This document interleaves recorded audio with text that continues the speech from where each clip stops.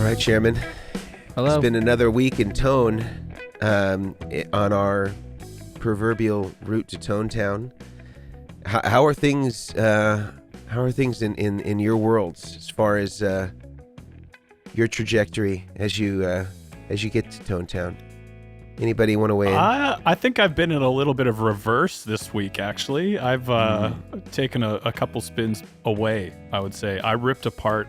Since moving to Canada, I actually haven't had a finished pedalboard for myself, which is probably not the best Tale thing as to old say. as time. Exactly. Yeah. Yeah. I'm sure there's a few metaphors out there for why my pedalboard is not finished. Right. But yeah, set up a layout for a pedalboard is pretty happy 2 weeks ago. Not a single thing has happened. It's just a layout on a pedalboard right now. Actually, the pedals have come off the board and still nothing has been done. So I've made negative progress, if that's even a term. So I'm a little bit further away than probably a couple of weeks ago. Brian, maybe you can maybe redeem this a little bit and move us forward. I mean, I had a whole setup and everything. It was nice and fancy, and it was a big old PBC 10 switcher system, and I loved it. But my back didn't. So I condensed a lot of it down to this little like 18 by 12 board, no switcher, like the timeline changing. No switcher. Well, the timeline is changing the Big Sky presets. So when I change a delay, it'll either stay that delay or stay that reverb or change to a different reverb. So I'm like going real minimal with a pedal that I have as well as an overdrive and a K tier. Like, it's simple. I played this past week and I was like, oh okay. I actually didn't mind it. I like the switcher system, but it's just so big. So yeah, it's been a lot of back and forth and gear selling and whatnot. So it's been bumpy, but we're getting I don't back. know if you guys find this, but I will say this is definitely off topic, but I think maybe relevant. Let's go with maybe. I find it so refreshing when I've had a massive pedalboard, which is usually slowly built up over time, and then I just cull it. I just go down to like 4 pedals and nothing fancy at all, just series one into another, and I limit my options like crazy, and it is just, it's like a weight lifted off my shoulders, and inevitably I add 1 pedal, 2 pedal, switcher comes back, and then I end up with a big board 6 months later. But it's just this recurring process of giant call back to small, slowly build up, and then call it back. Yeah, and I just love it. I'm never happier than when I have a tiny board. That's the yo-yo dieting of pedal boards. Is that what it is? Yeah. Yeah. I was wondering what the term was, and so now I know. It's like I'm just yo-yo pedal perpetual yo-yoing on my rig. Yeah. Yeah. Yeah. Yeah. Yeah. How about yourself, Same. Mason? How's the journey been the last week? You know, I have to say there hasn't been explicitly any tone related items, but something that piqued my interest, at least. It may not pique anybody else's, and I guess it's in some way an ancillary connection to Tone Town. As I was thinking about, somebody had brought to my attention, again, follow me here, that Sally Field, the actress, is the spokesperson for osteoporosis, you know, the thinning of your bones. And I was thinking, you know, I'm getting older. Who's going to be the spokesperson for my generation if Sally is the spokesperson for, you know, the boomers? Fair question. And I was thinking several things. Firstly, one of the most popular hip hop groups for my generation, Bone Thugs and Harmony, would be a great spokespeople for osteoporosis for our generation. Mm-hmm. But one thing I was thinking about musically, which is a challenge, is if you're familiar with their music, they're actually never harmonized. They're all in unison. So this is just one thing that I was considering. Bone Thugs, obviously, because of the bone component and osteoporosis. Great, you know, and you could have in several of the different Bone Thugs, Busy Bone, Crazy Bone, to kind of weigh in on how whatever AstraZeneca product has, you know, rejuvenated their bones and helped calcify them. And course. I know it's a little distant, but that was one thing I was thinking about this week. In the musical connection is, were the Bone Thugs and Harmony actually harmonized? I don't think they were. I think they were only in unison. So just a takeaway that I had for this week. Interesting. I appreciate it. Of all the things I thought we were going to talk about today, that was not one of them. But I'm glad we went there. Yeah, and I've been thinking a lot more about hip hop music this week because I shot a video about the best guitar parts in hip hop music, and so I was researching a lot of 80s, 90s, and mostly early 2000s hip hop music. And although they weren't known for having great guitar parts in their songs, they were a recurring sort of like hit group during that time. So, anyways, thought if the Bone Thugs, if you're listening, just to kind of think about, instead of doing the Mortgage tour as you kind of get older, we could think about becoming spokespeople for osteoporosis. Yeah, because Sally Field, she can only do it for so long, It's true. Mm-hmm. Exactly. And I think about how that segue is going to go, transitioning from Sally to the Bone Thugs. Well, I like to think of it as in like, you have the bones in your body, which are a key structure and foundation. And just like we are about to talk about some cable related stuff, they could be considered maybe some of the foundation or the bones, if you will, of your pedal board. Yeah, the bones of the pedal board. And I appreciate, and I saw what you did there, and I appreciate that, Grant. That's good. I'm here to help. And I don't think that there's any better jumping off point than that to act as a springboard for what we're going to talk about today, which is kind of all things cables, and not so much just what cable brands we like, because we've talked about that to a degree about what we like on the pedal board, but I think that this is cables from A to Z, when it starts coming out of your guitar and when it ends going into your amplifier. There are different cables and different sorts of metrics that you need to be looking at and considering when you're choosing the cable that you want. And we're also going to talk about things like soldered versus solderless. I know that this is a contentious issue for many people. I know that there's a lot of solderless cable apologists out there, and this is going to be a good video for you. And we're also going to talk about how the plugs can also affect the sound separately from the cables themselves, because a lot of times we'll see people using really robust plugs or asking, should I be using this really huge, military grade plug on my pedal board, or should I be using something more kind of smaller and more sparse for the pedal board. We're going to get into all that stuff. But I think maybe we could just do a quick refresher for everybody here as far as what kind of cables we typically like to use on the pedal board. And that's kind of, between the first pedal and the last pedal, and maybe just kind of refresh people on model numbers if they're interested in going and purchasing some of these themselves, maybe DIYing their cables. When do you guys want to start us off when we're talking about cables on the board? Yeah, I can go. Cables on the board. I know there's a lot of different types of brands, but ever since I've started, it's always been Mogami.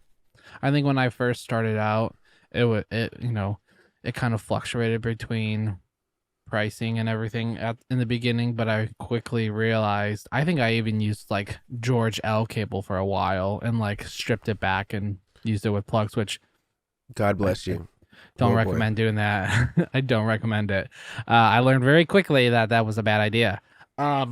So yeah, mine is typically like a Mogami 2319, a single. It's like for patch. I always say it's like point to point, so it's pedal to pedal. Then I'll use like 2528 Mogami. It's the same thing as 2314, just there's two cables in it. And I use that for a lot of the switching systems because it makes the bundles and the runs a little bit smaller. So that's me. Smaller the bundle, the better. Yeah. Yep. That's fair. I'd be very similar. I would be using Mogami for just about everything, unless the customer kind of asks for something else. And I know we'll get into this, but I feel like once you kind of find a cable that you like and you like the sound of and you like working with, it's hard to move away from that, and your ears kind of get used to what that cable sounds like, and it's just kind of comfortable and it's home. And so Mogami is that for me. I think it's a great cable to use, and I'm comfortable with it and really enjoy working with it. I kind of just know it, you know how to cut the jacket, you know how to bring the ground back and get rid of everything else that doesn't need to be there quickly and easily and all that. And whenever I'm working with another cable, I'm like, I just want my Mogami back, you know? I want home back. Yeah. Oh yeah. Well, that's like this pair of wire strippers I have. Let me grab them. I use these guys to do. So these, whatever, it splits it apart. On some cabling that I use, like I know which hole I need to use to strip it back perfectly and not like rip out any grounds. But some cabling, like I can't even use that because like it just like rips out all the ground. And I'm just like, I hate this so much. So that's if you ever hear a loud scream out of Brian's shop, a different cable has made it into his bench. Exactly. I did it one time and I was like, this is annoying. But yeah, no, I agree with you. Yeah. What about you, Mason? Or the scream could be from the Brazilian waxing adhesive removal technique of getting glue off old the Velcro adhesive off your pedal board. Yep. Oh my gosh, I have blisters all over my hands from having to roll off some Velcro off of a board, and then Grant posted that, and I was like, "What am I doing with my life?" It was pretty funny though. As a quick aside, like I posted a video on how to get the glue off, and then same day was it? Someone back in Australia had posted needed to get minor surgery on their thumb from rolling glue off the pedal board. I was like, man, what a coincidence. This quick reel was just use a heat gun and the sticky side of some packing tape or gaff tape or whatever it is, and you don't have to get minor surgery after a couple of pedal boards. Or I like using just old Velcro. Hook and loop Velcro is also great for that. Anything with that kind of adhesive, hey. Yeah, and if you can't visualize, we're talking about, again, a video that Grant had posted earlier this week to show how to remove Velcro adhesive that's stuck to your pedal board, which I primitively call the Brazilian waxing technique, where in essence you reapply the Velcro to the adhesive, and then you pull it off in a forceful motion, thereby taking the old adhesive away from the pedal board surface. And our friend Roger at Signal Chain in Australia hurt himself. Shout out to Roger, who's got a great store in Brisbane. Poor guy, man. Velcro accidents, man. Which Brazilian waxing technique, another idea for a future sponsor for the show. Yeah. Yes. So if anybody out there, has any connections with different Brazilian, maybe DIY kits, we've already put feelers out for AstraZeneca, Flomax, and I'm not sure which company Sally Field is associated with for osteoporosis, but if you know anybody or if you're with one of those companies, we'll certainly entertain offers to that end. Yeah. Sorry, that was a tangent. Sorry about that. Some people have credited Sally Field with making osteoporosis cool again. So, make osteoporosis cool again. So doctor's orders is get the wax, right? What's the wax? What kind of wax? The wax in this case is whatever adhesive comes from your kind of hook and loop Velcro backing. Yeah. I think that's the number one. I think Dual Lock and our Power Grip don't leave that same residue, and so you don't really have that problem. It's just hard to get it off. Yeah, it's just hard to get off the physical Velcro itself. But the hook and loop stuff that you get like on a pedal train or something like that, that's the stuff that can be really gnarly and difficult to get. And I'll tell you, the worst thing to remove of all time is the padded backing on a TC Electronic flanger chorus pitch shifter. Those are brutal, and there's like a mesh that's woven into the padding, so it's like doubly hard to get out. It's like those security price stickers that are on clothing, so you can't peel them off to like put the price tag on something else. And Yeah. So it's like perforated.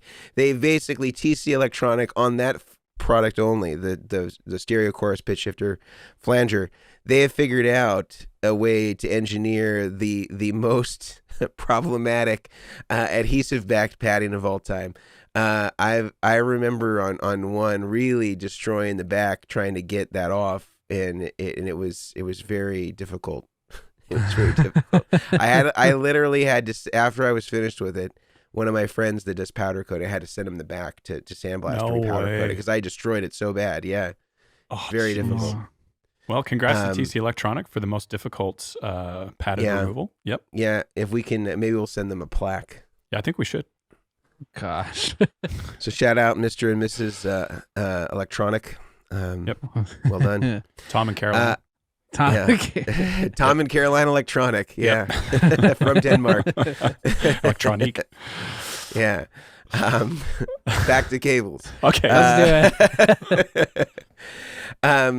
I too am a big fan of the 2314, and if you're watching on YouTube, you'll be able to see it here. I've got it on my screen. I like getting it from Performance Audio. I think they're about the cheapest I've found. 30 cents a foot is pretty incredible for this. Of course, if you want to get like a 600-foot roll, you can. Let's see how much it says. $179.99. I mean, that's think insane. about it this way. That's $179.99 away from free. That's a good way to put it. Think about it. It's practically free. It's so inexpensive. This is great. This is really great if you want to have something that's really, really thin. That's going to be great for switcher rigs. You can of course get something like the 2319. It's a little thicker than this. And a little bit more expensive, and this can be really good for maybe something that's not using a switcher. The problem though is, and this is where everybody messes it up, they forget to remove that thermal conductive plastic, right? This black stuff right here. This needs to be totally removed. If this is not removed, you're gonna have big time problems when you go. So the picture, if you're watching, is incorrect. Your cable should not look like that when you're about ready to solder to a plug. It should look clear with this peeled away, and I think actually maybe this image kind of shows it a little better. The old 2319. Yeah, so it shows that there's a little bit of the center conductor insulation exposed. You should just peel this thing all the way down to the hilt. Just get rid of it. You don't want to see any of that stuff. It's going to put a resistive load on your cabling. And then what's the other one that you use, Brian, that's kind of more for like a Y cable that has like a seam on it? Is that the 25 or is it 20? 2520, 2528. Yeah, 2528. Let's see if they got it here on It's like for the insert audio. cables or the Y cables. Yeah, 2528. We're sharing the screen here if you want to take a look if you're over on YouTube. In essence, this is actually in some ways, if you're doing a switcher, even better value because you're basically getting two 2314s per side. Yep. That have a seam in the middle. Now you can just pull them apart and use them as individual cables, but if you're using it as a Y cable, it's really really helpful to use this together. And the cool thing about this too is that you don't have any of the black conductive plastic of death. You don't even have to worry about that step when you're doing this. And 60 cents a foot is pretty great because you're basically saying, okay, it's 30 cents a foot because you get double the amount of cable. And then if you buy the full roll, if it's less than 360, it's Whoa. it's exactly double. It's exactly double because it's exactly the same thing. But the cool thing about this from an organizational standpoint, if you're doing a switcher, is you have this white line on one side of the cable. And again, if you're listening to this, you're just going to have to close your eyes and imagine, unless you're on the road, don't close your eyes, or close one eye. And your non-dominant eye, close that one, and you're gonna have a white line that goes on one side of the cable seam, and then one that's just kind of ordinary black, and so you can assign the line to one of this, the send or the return, And so you can just kind of keep that consistency. You always know, okay, I got a white line here. This is definitely a send, Which as I you're think doing controversially, Brian assigns to the tip usually on a TRS Exactly. plug, and I assign to ring. Uh-huh. Who's to say who's right? That's another podcast entirely. Right. But yes, that you can decide for yourself which one you want to assign where. And these are all great cables for on the pedal board. Now, some people might say, well, why don't you use the larger 2524, which is like kind of the largest, robust Mogami cable? Why wouldn't you just use the best, the biggest? And I think that there's a couple of things to consider on a pedal board that maybe those who are not, doing this a lot or have a full understanding of the electronics of it, why you wouldn't use something like that. From an assembly standpoint, can you imagine doing a switcher rig with 2524 and how thick that cable is and how inflexible it is comparatively, trying to do big cable runs, big looms? I mean, just the weight and the size of the cable is prohibitive for a compact rig. And in terms of the tonal aspect, on a pedal board, it's all low impedance. Even if you're not using great buffers, the difference between what your guitar pickups can drive and even a Boss pedal can drive are considerably different. So the impact of the cable on the pedal board is way less significant than the cable before you get to the pedal board. The cable before the pedal board being the most significant, the cable on the pedal board being considerably less significant. And the better the quality of the buffer, if you're using a Goodwood audio buffer, or you're using a Vertex buffer, or you're using one of the kind of approved buffers that we've talked about in some of the other episodes, those are going to be examples of things where if you use those, the cable differences are going to be very nominal. If you use a 2319 or a 2314 or an Evidence Audio or a Canary, the differences between those sound-wise is going to be negligible because they're all getting this low impedance signal, and spec differences in terms of capacitance, whether it's 10 more picofarads per foot or 10 less, negligible. When you get outside of the pedal board, however, that really changes. But before we get to that point where we get outside of the pedal board, maybe let's talk a little bit about plug choice and why maybe we wouldn't want to use giant Neutrik plugs. So, for example, going back to my screen share, let me just pull up an example of a Neutrik plug so people kind of can visualize, for those who are watching here, what I mean by this.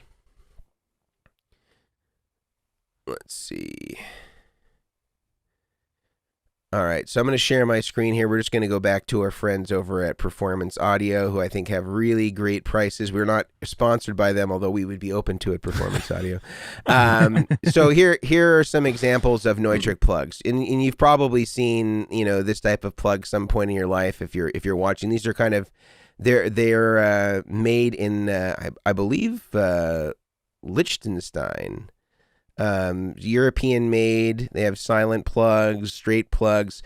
I've seen some rig builders, build entire rigs using Neutrik plugs, and they're really big, they're really robust, and I think some people who don't do this professionally are like, of course you would use this huge robust plug throughout the entire pedal board. Why wouldn't you? And your response to that would be, how big do you want your pedal board to be, would be my first question. Especially on some of these examples with a switcher, you can't use the right angle Neutriks. You have to use the straights, which if you're listening, these are like instrument cable plugs. Like they're the ones you plug in and out of your guitar. They're big. And so a straight plug is probably 2.5 inches? Yeah. And that across a switcher, that equals 2 to 3 pedals maybe that you can no longer fit on your board due to this. And also when you think about the fact that the people using these plugs are probably the same ones that are wanting to use instrument cable, 2524, the big stuff, your pedal board is going to be, I'd say probably 30% bigger across those two choices alone. Yeah. I don't know. What do you think, Brian? I mean, not to mention the plug size, but the cabling out of the plug, having the loop down or wherever you're trying to route it to, that's gonna add extra, more space. I tell people all the time, they're like, oh yeah, I really want to do this switcher. I'm like, okay, well, let's look at right angle plugs. Oh no, I want to do straight plugs. Okay, which ones? And they show the launchers. I'm like, no, that's gonna, like, if you're trying to go for a 32 by 16, that's gonna take it up to like a 32 by 20, just because of the overall depth of the board just increases. It's More is very not always inconvenient. more. There we go. No, not always. Yep.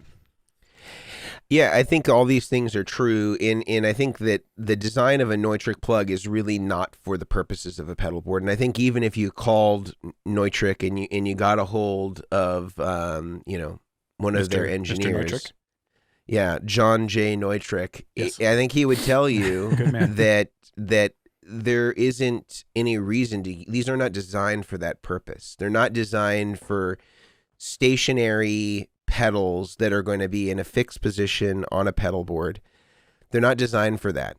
And secondarily, I think the thing that a lot of people don't realize is electrically, these have a ton of capacitance relative to the pedal board based plugs that most of us use. We are primarily, at least amongst us, either are using square plugs. I know, Grant, you have your own version of kind of like a switch, more of a switchcraft style plug. Is that right? Yeah. And the capacitance on those smaller plugs is considerably different. Where I've done, and I actually have a sheet somewhere on my website that I did almost 10 years ago. So it's not as up to date with all the new fancy square plugs, but I'm trying to see if I can bring it up here for the purposes of this conversation where in essence I measure, okay, here it is. I measure all the capacitance of all of kind of the major plugs out there. And there's like some plugs are equal to, like a Neutrik plug is equal to several feet of cable just by using one, right? And you're using two of them. So if you had a 1 foot cable that was connecting two pedals, you have more capacitance in the plugs than you do in the actual cable itself. And capacitance is sort of the measurement that a lot of people use as kind of the X factor when determining what cable they may want to use. So let me just share my screen here real quick. So this is like a little article that I had written. And at that time, we were having some plugs made for us by a company in Italy. They're no longer made, so you can omit any of them that say our company name on it. But we go through and we measure the capacitance, the picofarad, Wow. and you can see here that some of them are really quite high. G&H quite high, Switchcraft quite high in terms of its capacitance per. When you're looking at, some of the bigger Neutrik ones like we saw here, those are, 30 to 40 picofarads per connector relative to, ours would kind of be more close to like what the Switchcraft or kind of the mini cakes might be, which is, under 10, 6.6. So there's a huge margin of difference between a Neutrik at, 33 or 42 picofarads per plug, which means you're at 84 or 66 picofarads for a set versus 13 per set if you're using kind of like a square plug or a mini cake or something like what Grant's using, which are not designed to be these huge robust plugs because the application is not the same. So I think that the two things I would say to somebody that wants to use these really huge Neutrik plugs on the pedal board is you're going to have more capacitance likely in your plugs than you are in your entire cable runs. And I know that what we said earlier about the buffers, using good quality buffers is going to make a lot of that negligible. But if you keep stacking the deck against yourself by using stuff that not only is going to increase the size of your pedal board, is going to decrease the flexibility because you are going to be using larger cables, have, more weight, more space that it needs to be able to accommodate to make these runs, more stress on the cables unless you, really space things out. it doesn't seem like it's advantageous at all. Certainly not for the tone. No, let alone the other factors. Especially if you are gonna switch out stuff. Let's be honest, we all like to buy gear and switch stuff out. So like the people are like, oh yeah, I'm not gonna switch stuff out. You're good. Factor in that you're going to switch something with that overdrive because someone else is gonna come out with something that you're gonna want to try. And if you get big thick cables with big right angle plugs and you have it wired to go top jack, but then that new pedal is side jack, like that's gonna mess you up as well for your spacing of switching stuff out. And you're not going to get to do the Omilion technique where you put cables underneath, you're not going to be able to feed a cable, a 25-24 underneath a pedal with dual lock as the clearance. Nope. I get that all the time. People are always like, how do you get this stuff under the pedal? I'm like, it's dual lock, babe. Like, that's what I said to one guy. I was like, and the guy was like, luckily he was a friend of mine. And he was like, seriously? I was like, yeah, well, yeah, it's all about just tucking like that extra cable and you can hide it and still swap stuff out. But yeah, I agree with you on that. Yeah. So I think on the pedal board, just to kind of summarize, Mogami 2314 is great. 2528 is great. 2319 is great. We don't recommend using 2524, which is the big guy, on the pedal board, nor do we recommend Neutrik plugs. Brian and I think, are primarily using square plugs, and Brian uses also the mini cakes and some of the creation stuff. Grant has his own brand of Goodwood audio plugs, which I've never used. Also use square plugs, though. You also use square plugs? Also use square plugs, yep. Yep. And so Grant uses a combination and also has, I don't know if it's appropriate to say, Grant, but in development, a possible new plug that could replace them all. One plug to rule them all is what I'm hoping. Yeah. That's what I'm hoping. So there's also that on the horizon for those of you who are planning your next DIY rig build. So I think that encompasses well what we're using on the pedal board itself. If you're interested in other on the pedal board types of cables, we did talk about that in our materials podcast, so you can get a little bit more information on what we use for MIDI or TRS and things like that. But we're going to kind of restrict it to the instrument cables at this point. Let's now kind of move off of the pedal board and talk about maybe the types of cables that we would use coming from the guitar into the pedal board, which I call that the input cable, and then going out of the pedal board to the amp, which I call the output cable. Do you guys have any kind of leaders of the pack in those particular positions? And maybe we could talk about plug types in there as well. Yeah, I use what do I use for my instrument cable? I've had I tested out an instrument cable just for fun. It was an Evidence Audio. Brian, you might know this better than me, or Mason. It was one of their instrument cables. It's just a straight green. Lyric. I think it was Lyric. Let's go with Lyric. And I made that, 6-7 years ago. Is it kind of the purplish one? Or it's is it the green, one? Just green, no cloth. Straight green. Yeah. It's just the rubber's the wrong word, but it's not the cloth covered ones. It's either it's like PVC or it could be neoprene. It's a braided cable, so it's not solid core. Yeah, there's no tech flex on the outside. Oh, okay. It's just standard cable, and I put G&H ends on the end of it. And the reason I use the G&H ones is, and again, this may just be a sales tactic I fell for, but I really do enjoy the G&H plugs. They have a copper center down the tip of the plug, and so if the plug bends, it actually doesn't break the connection. Since the copper is a bit more of a softer metal, it actually bends with it as well. And so I just put some G&H ends on it, and this thing has lasted me for, like I said, 6-7 years of using it pretty consistently, and I really enjoy it. Sounds great, and I use that as my input cable, and so far no issues there. I've used tons of Mogami 2524 as well. But I will say, for the most part, the only thing I really look for an input cable is how short can I make it before it becomes impractical.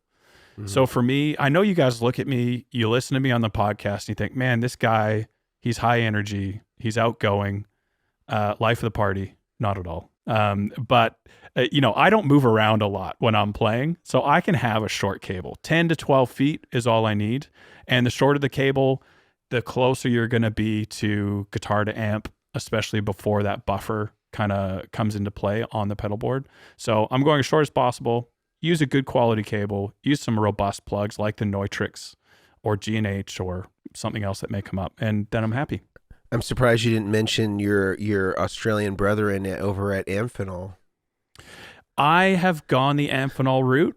When Goodwood first started, we used Amphenol, and I quickly moved away. I moved over to Neutrix. Yeah.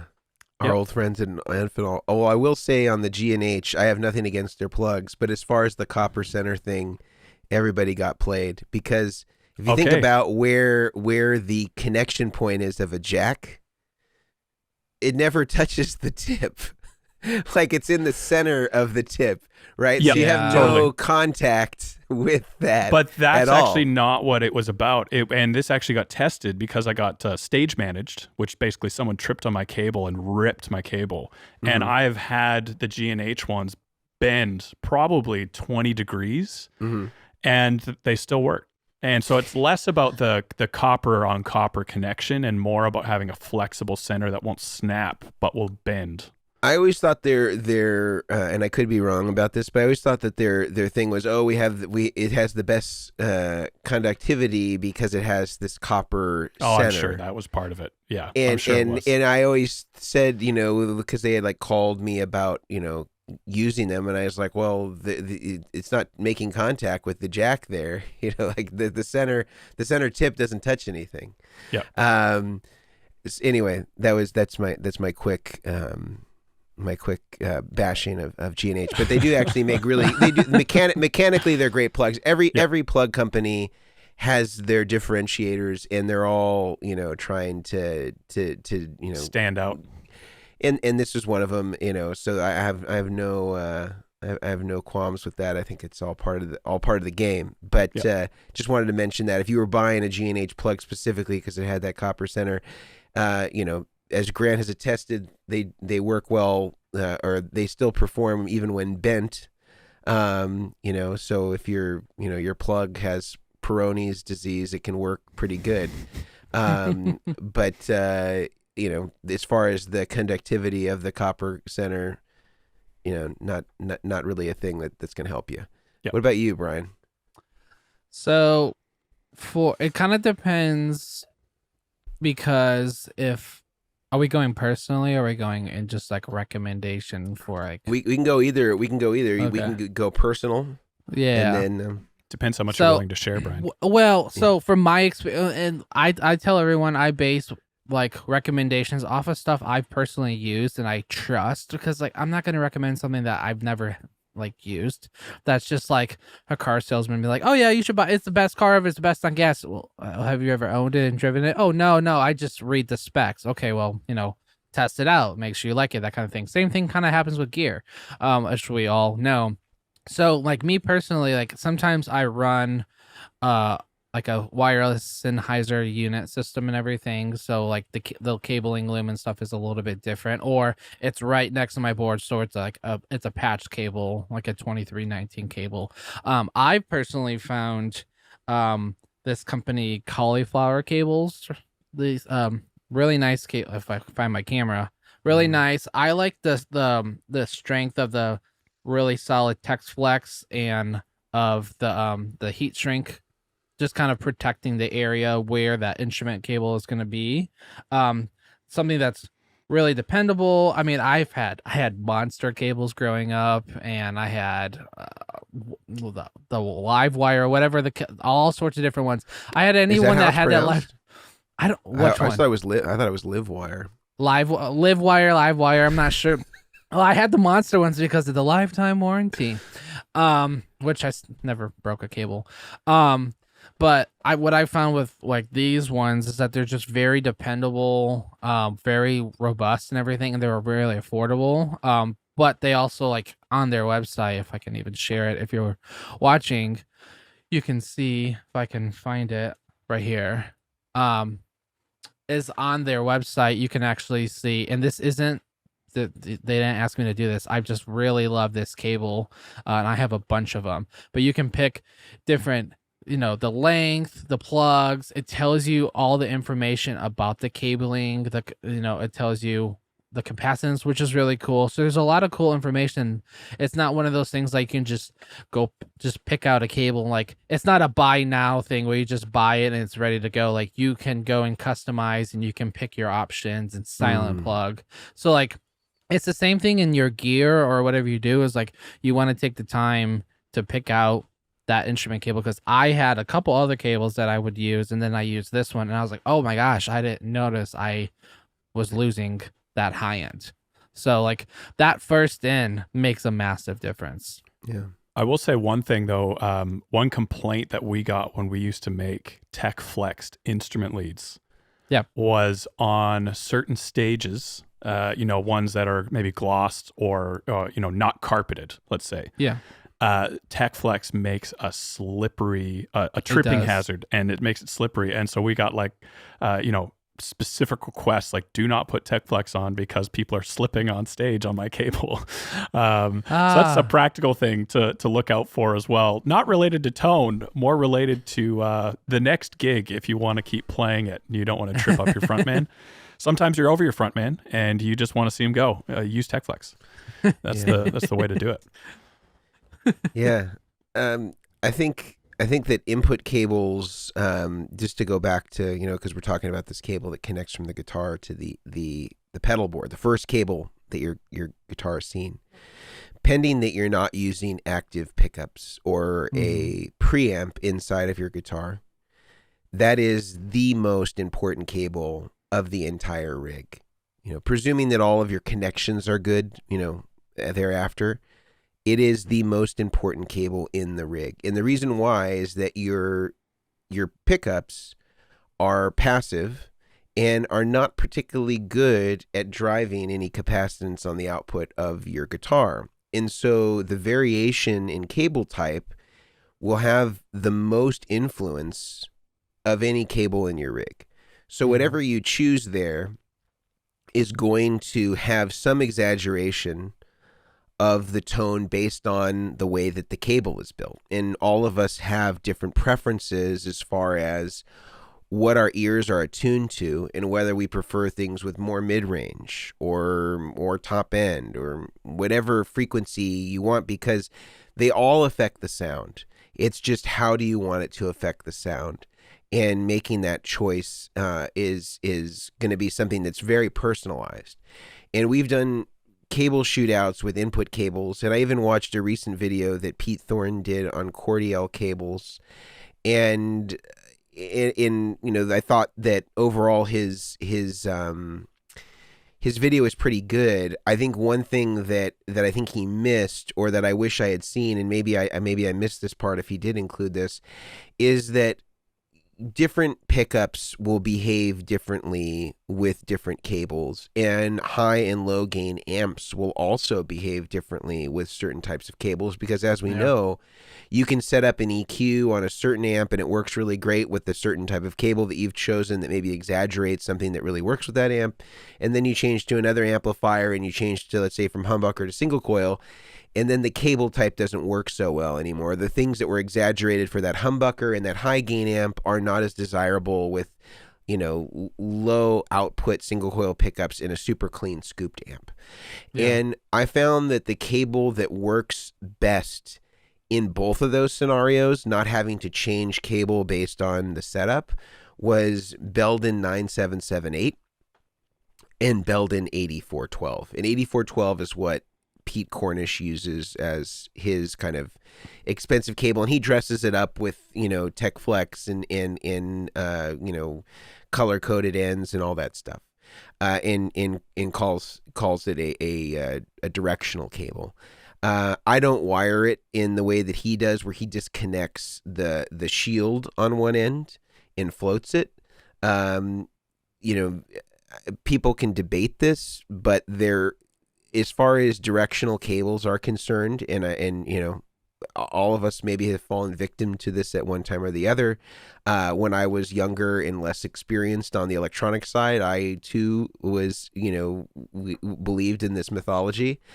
But guitars are single-ended systems. They're not balanced. So a lot of guys that do this floated shield thing on twisted pair shielded cables, like an 8412 mic cable, which is what the one that Pete Cornish uses, which I think sounds really good, but it has no benefit of floating the shield, is that they're employing principles of a balanced system and applying them to a system that's inherently unbalanced, and those differences are just never going to be seen. And I think that their idea is that, okay, if you float the shield, that that the noise can't travel back, and create more airborne noise, or it's going to reduce any sort of airborne noise as a consequence of that.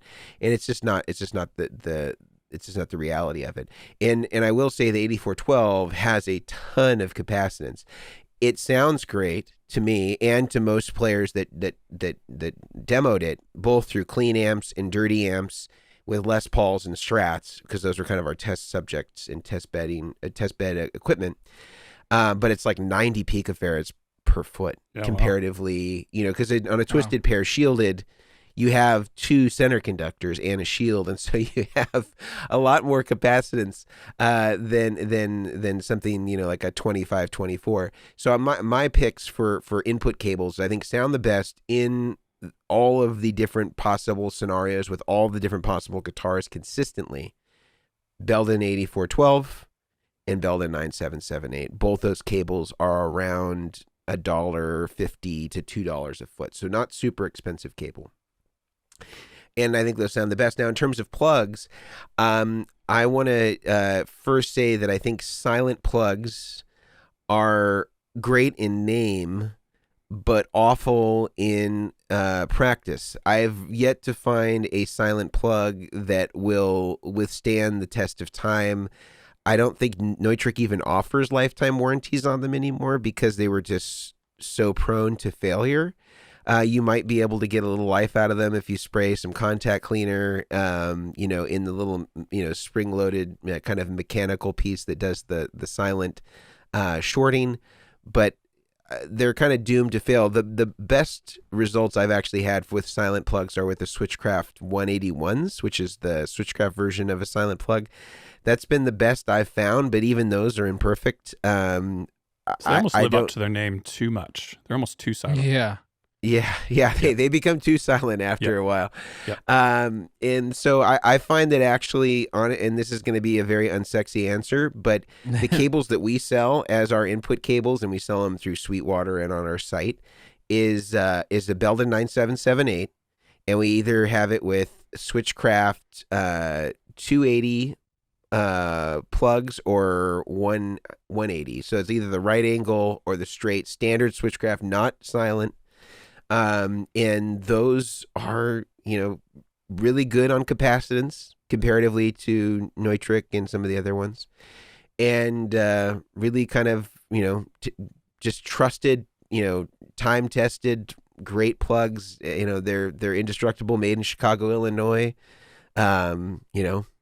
Cut from a tree, right? Yeah. Well, I was going to say real quick with one thing I actually experienced, and this is actually on the output side of the board, is if you use like those silent plug jacks, and if they, on some of them, if they come unplugged even just the slightest, if they're unplugged. But I had one guy who had a whole loom full of them. I think it was like 5 cable method. They were all silent plugs for going to his amps and stuff. He's like, man, I'm getting no sound from my amps. And it was like, I'm not getting anything in and I'm not getting anything out. So like we had him switch out a couple cables, and he was like, I can tune, but now I'm not getting anything out. What is going on? And I was like, and I said, are all your plugs plugged in? And he goes, yeah, they're all plugged in. Nothing's unplugged.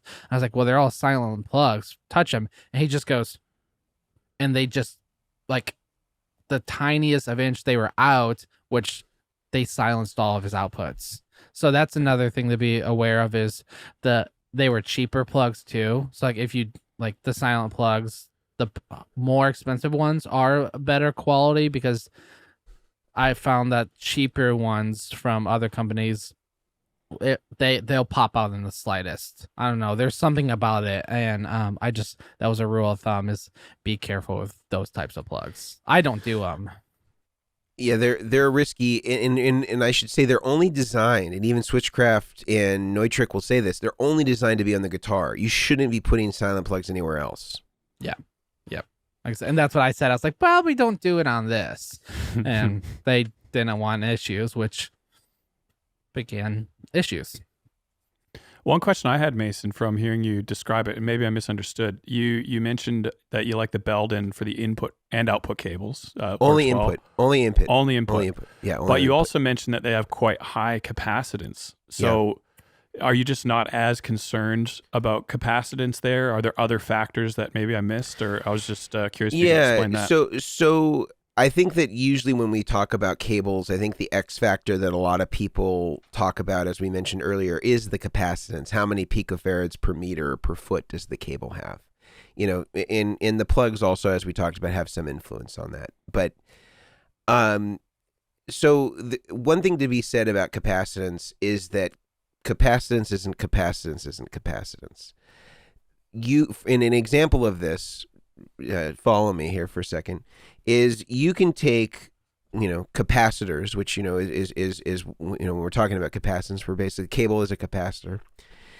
Let's say you take two same value capacitors, and one is mica and one is ceramic, same exact value. They're going to sound different. And just as those two different types of capacitors will sound different with the same cable type, also cables will sound different depending on how they're made and depending on what the composition is of the cable. And so you can get some cables that don't sound dark at all, but have much higher capacitance than their counterparts.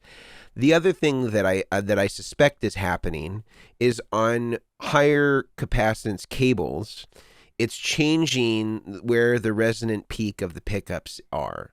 Yep. And some people may prefer that. And when we did playing tests when we used all the different types of cables, and you can watch this on YouTube, we did a shootout with Justin Derrico, who's the lead guitar player for Pink, and also is on The Voice.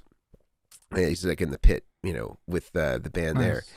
And he was basically going through everything from Evidence, Georgel, Canary, Mogami, the Belden cables, kind of stuff that you could get off the shelf. We kind of stuck with stuff that you could buy in bulk and make yourself.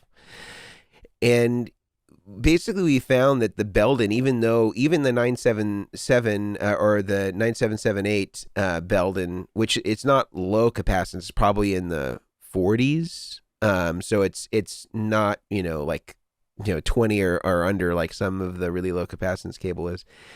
What we found is that some of those cables that had really low capacitance, they sounded great clean. Like a Georgel sounds beautiful into a Strat and a clean amp, really chimey and really exaggerates all kind of the airiness and etherealness of a single coil pickup. But as soon as you put that into a high gain, like a Soldano or a Friedman, it was really fizzy and unpleasant. And what we found about the Belden is maybe it had a little less of that chime, but still sounded very fat and warm and stratty. But when you went to that high gain amp, it didn't have any of those weird, really buzzy and kind of displeasing frequencies that you would hear on the Georgel or some of the other cables. And so I think, the capacitance is a thing to be aware of and concerned about, but not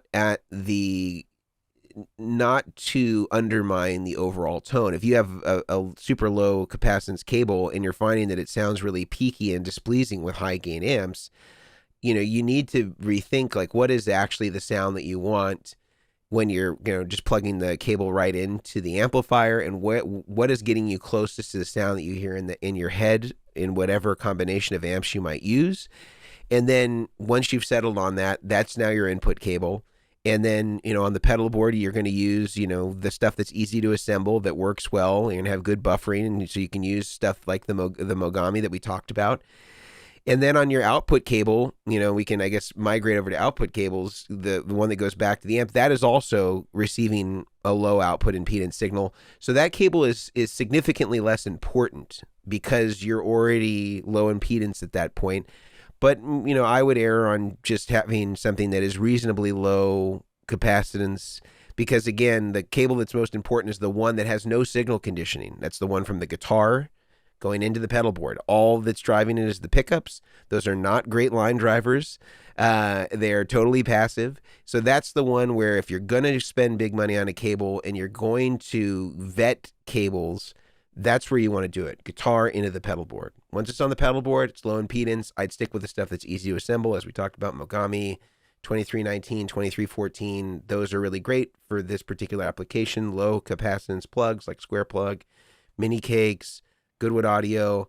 These are good choices. And then the output, the cable that goes from the pedal board back to the amp, I go for something that's reasonably low capacitance. I usually use Mogami 2524 just because it's easy to get, it's inexpensive, it works really great. And at that point, again, everything's low impedance. So the differences between cable types, again, is not going to be that significant there. Yeah. There's not going to be a ton of difference between a Mogami, a Canary, an Evidence. Again, it's already low impedance. And if you have a really good quality buffer, again, like a Goodwood Audio or one of ours, the differences are going to be almost negligible.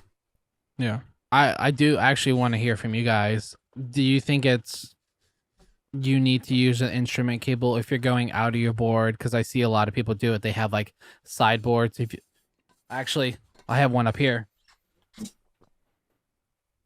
Like a sideboard like this for like their Iridium, their ACS1, or whatever they're using into like a direct box, or the new ones where people are using like two of the UA pedals. They're using those into direct boxes. But it's like a sideboard. Should I've actually had this question, and I'm curious what you guys think.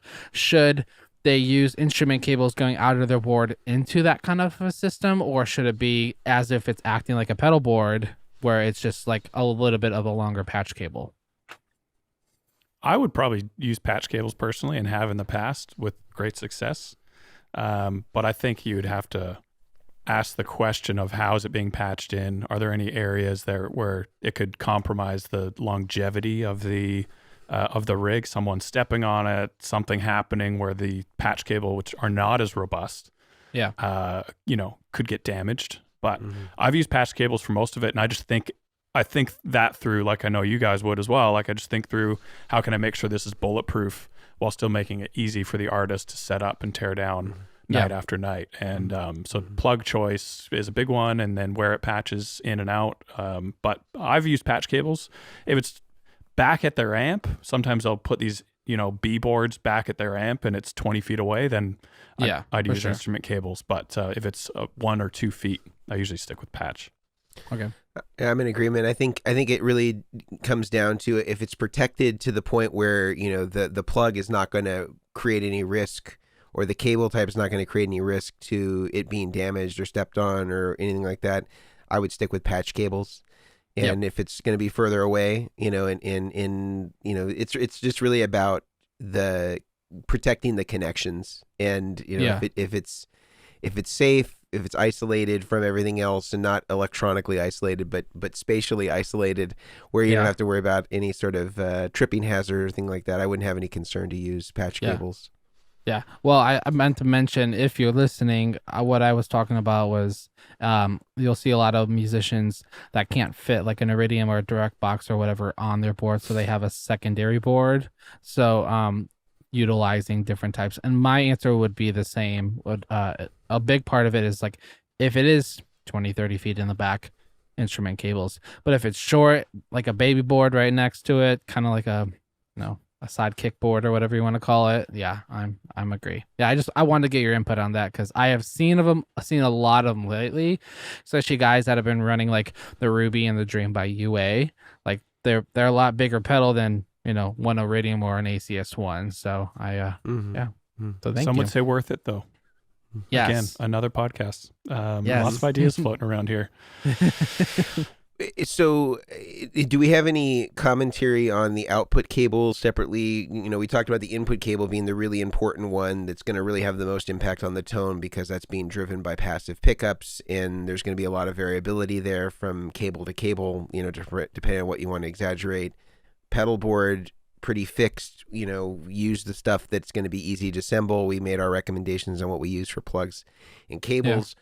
On the output cable, my recommendation was kind of to use something that's reasonably low capacitance, but doesn't need to be like a real tone cable because, again, at that point, you're already converted to low impedance. By the time it gets there, there's going to be a pretty negligible difference between brands at that point. Do you guys have any input, no pun intended, on the output cable? And then maybe we can finish up with the discussion on solderless cables. Ooh. I mean, yeah. Go ahead, Grant. You go. I was just going to say I don't really have much more to add. I think you've said it.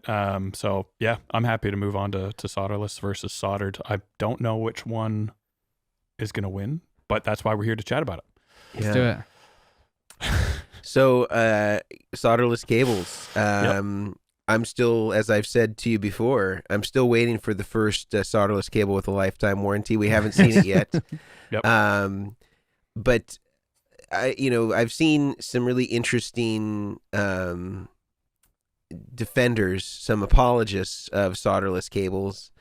And I think in some cases there could be some legitimacy for a DIYer that is not interested in learning the skill of soldering and wants to have some facility on customizing their pedal boarding cables. I can understand if that is where you're coming from and you don't feel a need to learn that skill, and maybe it's just not, the level of the performances that you're doing or things like that just don't require that level of reliability of a soldered cable. I could understand it from that perspective. Where I do think there is no merit in solderless cables is when people start to say, well, X brand is just as good. This is just as good as soldered, or I've never had a problem with mine. I think it's one of those things where sometimes you have no idea how deteriorated the sound is sometimes because you don't have a reference of what things are actually supposed to sound like. Because solderless cables, things that they'll never be. One, gas tight. You're never going to have a gas tight connection. That means that they're always going to be high susceptibility to corrosion and oxidation. That is, bottom line, never going to change no matter what solderless cable you use, even if it screws in, if it's got a set screw, whatever it is, that doesn't change. Also, even if it does screw in, and let's just pretend that somehow they're able to get a gas tight connection, the shield is still not gas tight because on every single one of them, the shield is either it has a screw that either makes the contact, or you're folding the shield against the plug housing and then screwing it together. That is not gas tight. So even if we're giving them the benefit of the doubt and they make the claim that they're gas tight, which I don't think any of them do, the shield is still not gas tight, and so you're still doomed. And the more that you move them, the more that you manipulate them, the worse the connection erodes. So you're never going to get the quality of connection of a solderless cable. A solderless cable will never have the quality of connection of a soldered cable, both done the way that they need to, perfectly assembled in the way that the manufacturers recommend. As I said earlier, it's not the, or I guess I said earlier to you guys offline, it's not the cable that's the problem. If you have a solderless cable that you love the sound of, like a George L or an Evidence Audio, the cable is perfectly fine. There's nothing wrong with that cable. You could take that cable and solder it to a specific plug and it'll be fine. And you'll get the sound that you like of that solderless cable and the reliability of it being soldered. The problem with solderless cables is the plugs themselves. And they're just never going to be as good in that regard. And if you want a professional level pedal board, this is why I can only think of one person in the entire industry that uses solderless cables. Only one. They are certainly the exception and not the rule. Anybody else want to weigh in on this? I mean, You go, Brian. Why don't you take it? so in my experience, I'm just gonna say no off the bat to solderless. I have learned from my mistakes on doing them, and I did some solderless boards when I first started building, where like they were angled boards. I drilled through the deck. I ran the cable. Like you only like it was very to pedal the pedal. The issue is, when you start yanking up those pedals to switch stuff out, between the cabling and the plug, they start to have stress on each other, so it'll start to wiggle out, and that floating ground will get messed up. Or like on the lava stuff, I think I haven't done a lava cable in years for this reason, but I think it was like for the hot or the tip, you would click, like the cable clicks into the inner center part of the plug or whatever, like those could come dislodged. And it's the same thing that could technically happen with a soldered cable. A soldered cable could break. There's something could happen, but there is a less likely of a chance of something breaking on a soldered cable, because you have, heat shrink, or you have the plug is clamping down on the inside for stuff not to move, where a lot of these solderless plugs, like it's just like a cap that sits on top, like and it bends it to that 45 degree, and if you get a screw. But yeah, no, I had them starting out, and I learned real quickly how big of a difference it made by some of the stuff that I had, and I just from there on just don't touch it. Playing devil's advocate here, I just came up with an idea I'm going to start developing, which is a rack system that is vacuum sealed. Gas tight connection fixed. You will not be able to open up this rack, but Perfect. You can use solderless cables. So long as you don't touch the pedals, so long as you don't look at it the wrong way, your solderless cables will last the test of time. So is this like a shadow box rack where it's like all sealed off? It's all sealed. Perfect. Fully sealed. Yeah, it's going to work. But I will say, in all seriousness, that is not happening. But Thank you. The convenience factor, like Mason was pointing to, of solderless cables is massive. It is so much easier to make a solderless cable if you don't know how to solder. You don't want to invest into that. So I can totally understand. But I'm not saying this facetiously, if reliability is big on your list, if you don't, want to run the risk of a failing cable mid-gig, then soldered is really, really your only choice. And even on the strain relief side, for the pedalboard patch cable side of things, you do, and this is controversial again, you don't need strain relief on a cable. It is an extra layer of security, but even like the Switchcraft 380s, those short body straights, they're literally 2 solder connections, no strain relief. So long as the cable isn't being plugged and unplugged over and over again, and you're not pulling the cables out by the cable itself, but you're pulling it out by the plug, strain relief is really not needed. And Mason, please disagree with me. No, I mean, when you're saying strain relief, you're talking about like the heat shrink, or you're talking about just like actual clamp, clamps? Clamp or some sort of pressure on the cable jacket itself to ease pressure on the solder joints. Well, I think the clamp helps with pulling. Heat shrink helps with lateral movement. Yep. I think the heat shrink is not needed on most connections, especially if the plug is designed for the cable type. Like there's some cases where if you use 2314, let's say, in a Switchcraft 228, that cable will just be floating in that housing, and you're going to want to build it up with some heat shrink just to eliminate the lateral movement. But on any pancake plug, there is no strain relief clamp for a pull.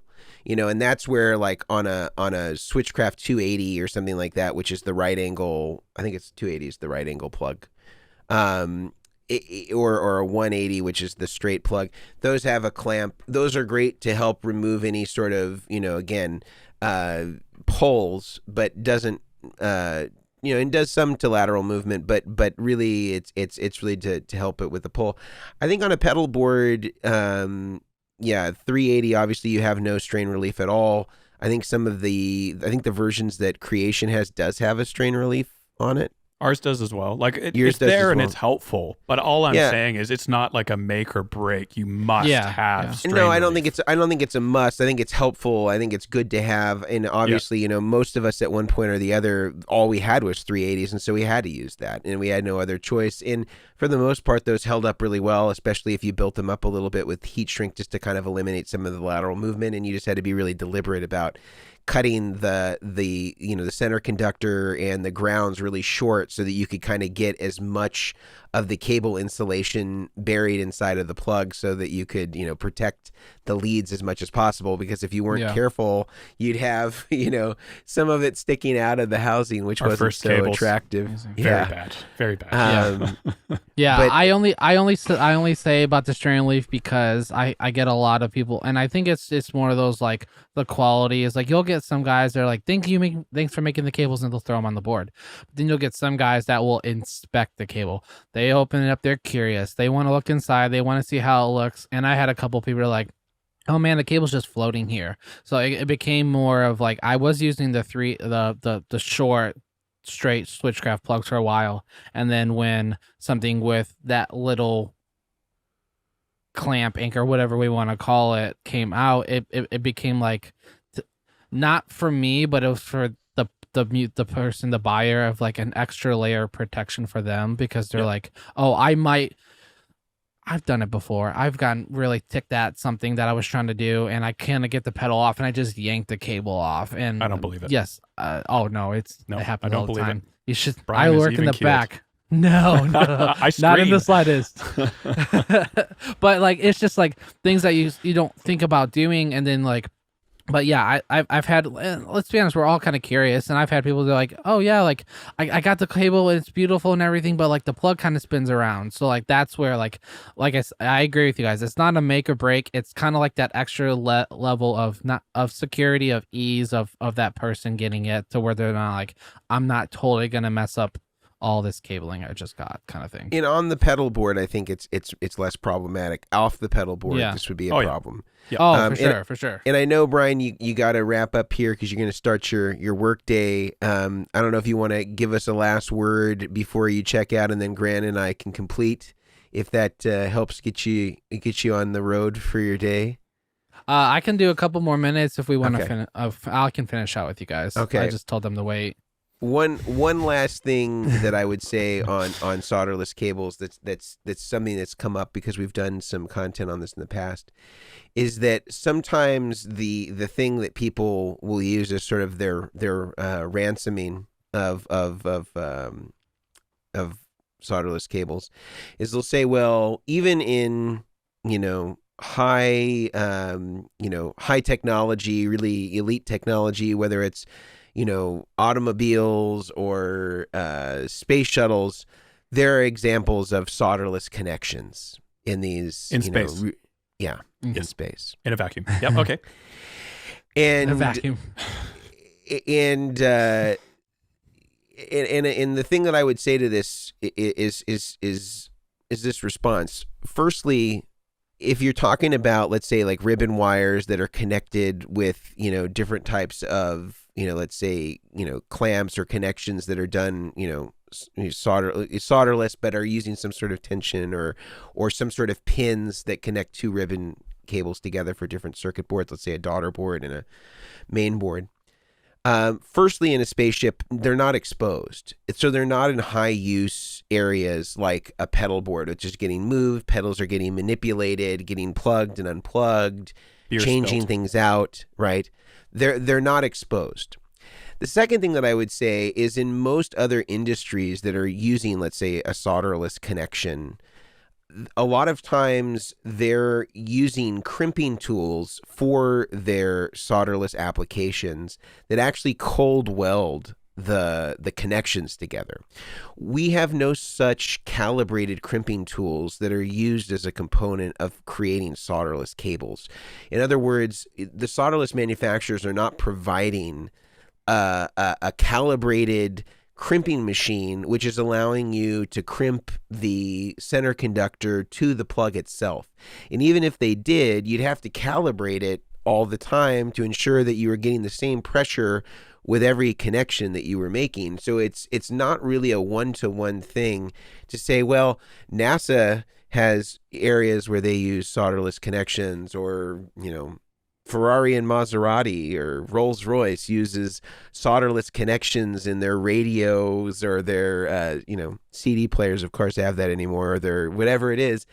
It's not exactly the same thing, because those, again, aren't exposed. They're not available for the customer to manipulate, change, reorder, etc. These things are hidden, they're buried, and the way that they're crimped are used by calibrated machines that are designed explicitly to do this, which would make solderless cables, again, way too expensive to be able to purchase. If you had to buy a crimping tool that was calibrated for the exact weight that needed to be applied in order to, pressure fit a connection or cold weld a connection to the plug. So it's just not the same thing. Agreed. Fair call. And at that point, just easier to learn how to use a soldering iron. Just learn how to use a soldering iron. It'll be less expensive than that calibrated crimping machine that you would need. Yep. So, guys, I think we got a little closer to Tone Town today through this conversation of cables. And of course, if you're listening to this and you have disagreements, we'd love to hear from you in the comments. We're happy to go. At least I'm happy to go toe to toe with any solderless apologist, and we can get you on the righteous path. And I will continue to evangelize soldered cables until I'm no longer here, and we'll be right there with you. And you'll be right, yep. And I think that'll all be on our tombstones when we're gone. It was great to see everybody, and leave us a review on iTunes or wherever you listen to the podcast, or give us a thumbs up and a comment if you're watching it on YouTube. Love it. All right. Thanks, guys. See ya. See you guys.